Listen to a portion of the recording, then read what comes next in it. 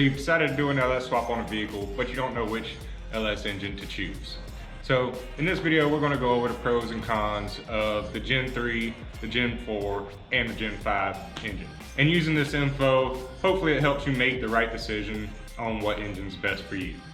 Okay, so we're going to start out with my personal favorite and also the one I run in my Silverado here. It's going to be your most common. It's going to be the Gen 3. You're going to find these mostly the 99 to early 07 pickups from GM. These are going to be great for your budget builds and offer a good balance between affordability and performance. Gen 3 engines are tried and tested. This is going to be the majority of the engines you see that people swap. Like I said, there's so many of them out there, people boosting them and everything else. You just can't beat how cheap and affordable they are and just how easy they are to work on and find parts for. A couple things to look out for on them though. If you get the Elky 4, the 6.0 engines, 99 to 2000, they have a longer crank, so just be aware of that if you go for the 6.0. The 99 to 02s is drive-by cable, and the 03 to early 07 is drive-by-wire. Also, the 99 to 02 has a return-style fuel system, whereas the 03 to early 07 has the returnless style. So just be aware of that. So let's go on ahead and jump into the pros. The first pro on this is, like I said already, they're going to be the cheapest. Normally, you can find 5.3s and stuff for under $1,000. I think I can go right there to the pick and pull, and just since they're so common and stuff, I can find them out there easy. And I think at the pick and pull with me pulling it myself, I can get them complete for like $500. Second pro for this is they are gonna have the largest aftermarket. Like I said, you go online on Summit and you see all the amount of LS stuff that they just list on their site. Next, pretty easy to get LS swap harnesses, and they're super cheap. Like I'm running a standalone on this truck here, just cheap Amazon harness, and normally you can pick those up for like $200. And that's going to be the same with the ECUs. ECUs, you can get them delivered to you with the bats and stuff already taken out for I think like $150. But most times you pull one, you just go ahead and grab the ECU with it. And again, like I already mentioned, there's so many of them out there. I mean, you look all over, you see the Bubble Eye and Cat Eye, Silverados and trucks everywhere. I mean, there is hundreds of thousands of these out there. Now we're going to get into the cons of the Gen 3. So the cons is going to be, they have the lowest stock horsepower. It's normally around 295 horses on the 5.3. The second con is they have the weakest bottom end. So if you get the 04 and later, I think those have the better rods in them, and I think floating wrist pins.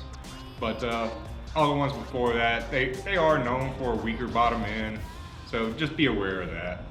Okay, so we're gonna go on ahead and move on to the Gen 4 engine. These you'll find in like your 05 to I think 14 trucks. These engines feature improvements in some of the technology and performance over the Gen 3s. You find some better cylinder heads and stuff like that on them. Now they do also have variable valve timing, and you can choose to keep that if you wish. Most people do the AFM and DOD to delete on them because obviously the GM lifter issues they've had forever. For the pros on the Gen 4, it's going to be more stock horsepower. Normally 5.3 you're looking at like 320 horsepower in stock form. Also these as well, not as big, but they have a good aftermarket as well, and most of it is interchangeable with the Gen 3 stuff. So we'll go ahead and put on there that these have a good aftermarket as well. So these are also getting pretty common, so we'll go ahead and say for a pro that they're pretty common.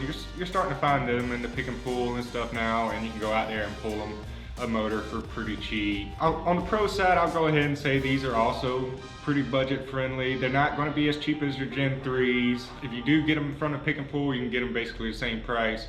But for the most part, you probably still might end up having to go out and buy one. And normally these are going to cost you between $1,000 to $2,000 depending on which one you get. Now, as I said earlier, another pro is you're going to find better heads. So a really good head, if you come across a 6.0 or something like that, you can get the Recport heads, which is awesome heads. I think they flow like 340 CFM or something like that. and I mean, I love them. And like I said, they interchange with the Gen 3 stuff, so normally I run rec quartz on my Gen 3 Silverado here behind me. Also, another pro, these do have the better rods, so they're a little stronger bottom end. So that's going to be another pro to the Gen 4 LS. Now on to the cons. So cons of this engine, as I said earlier, they're known for the lifter and DOD issues.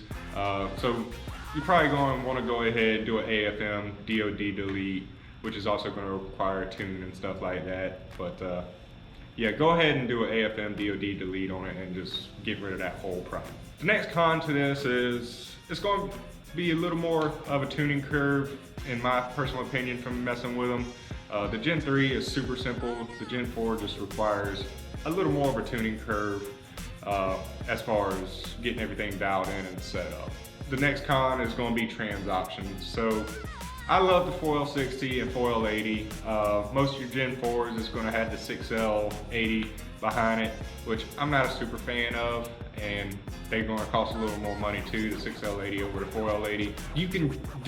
You can get a factory 4L80 behind a Gen 4, but it's going to be out of like your 08 to 09 Express vans. I think that's the only years where they ran on the Gen 4 platform where they kept the 4L80. It is available to do that. You might be able to do a segment swap or something like that from Express van to make the tuning side easier, but that's going to be another con.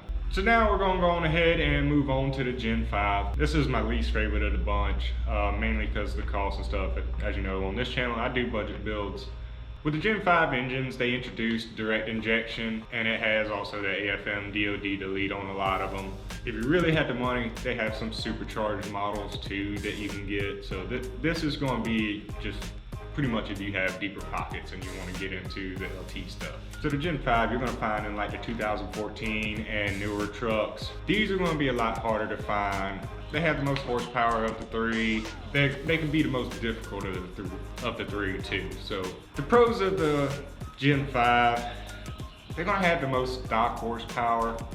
So normally they're around 355 on the 5.3s. They have direct injection. That's going to be another pro to them. And another pro, one that I actually like, is they're all pretty much all aluminum. But that's about it for me on the pro side of those. On the con side, they're not cheap at all. I mean, you're looking at probably a few $1,000s. I mean, I'd say probably you're looking at least $3,000 to even get into a decent one. Another thing, like your swap harnesses and stuff like that. A swap harness for a LT is, I mean, they run like $2,000 just for the harness alone. So as you see, the price on these can just start getting jacked up there. Maybe they'll come down in the future as they get older, kind of like the older LS stuff.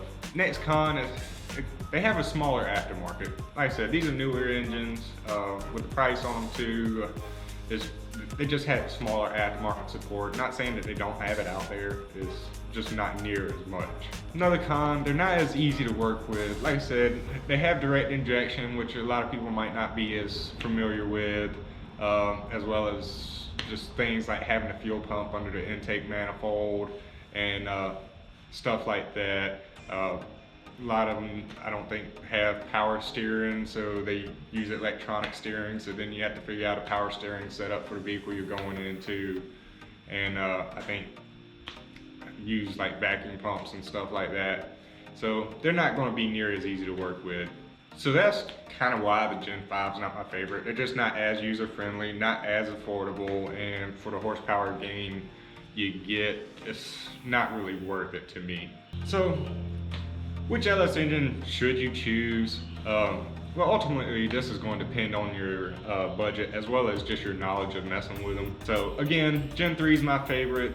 If you want the easiest and most budget-friendly, the Gen 3 is going to be the one to go with. If you're very knowledgeable and money's not an issue for you, I wish I was you, then maybe you want to do an LT. Maybe just for the fact to say you have one, or just maybe you like some of the advantages and are willing to pay that extra money for those advantages. That's kind of going to be the range. So the Gen 3 is going to be your great budget builds. The Gen 5s is going to be more of your enthusiasts that just want the latest and greatest and just have the money to put towards it. And the Gen 4 is kind of just somewhere in the middle. I mean, that's kind of how it goes when you go from older stuff to newer stuff. So, well, that's going to pretty much wrap this video up. So, that's going to be kind of my guide on choosing an LS engine. Remember, no matter which generation you choose, you can make great power with all of them, and you can make some pretty nice rides with all the engines. So just choose whichever one suits you best and get out there and build something fast and cool and start burning some rubber. Guys, if you enjoyed this video, don't forget to hit the like and subscribe button. Stay tuned for more videos like this that give you information as well as content covering racing and how-to videos. So guys, I will see y'all in the next video. Y'all have a good one.